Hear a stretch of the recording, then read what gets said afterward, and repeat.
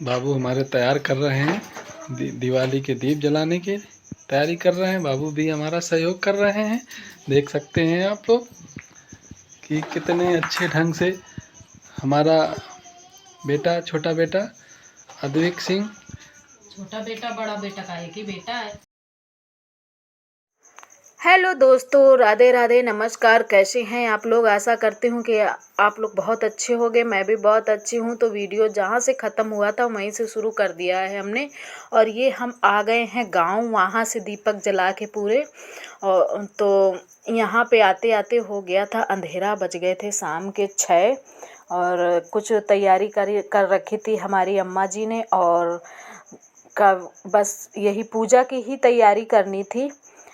तो वही हम दीपक लगा रहे थे, बाबू भी हमारे लगवा रहे थे साथ में।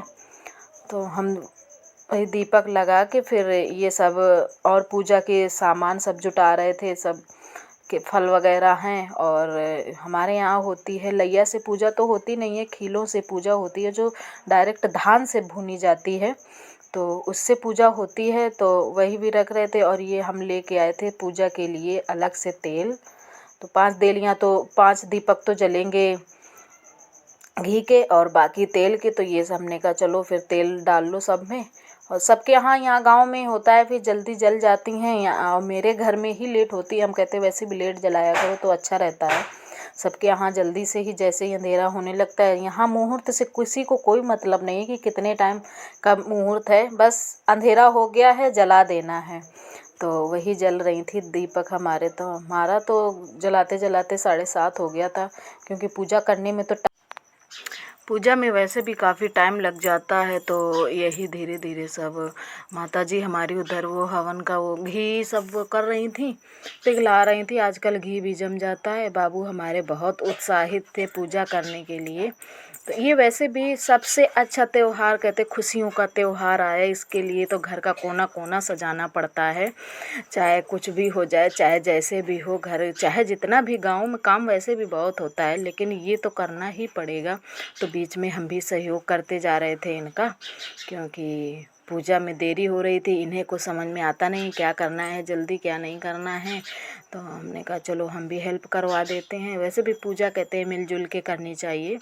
तो वही हम इधर वो सतिया बना रहे थे, शुभ लाभ का, शुभ लाभ जो बनता है। तो हमने कहा चलो पहले हम शुभ लाभ बना देते हैं, तुम अपना दीपक जलाने की तैयारी करो और फिर पूजा करके हवन करके फिर दीपक जला दिए जाएंगे।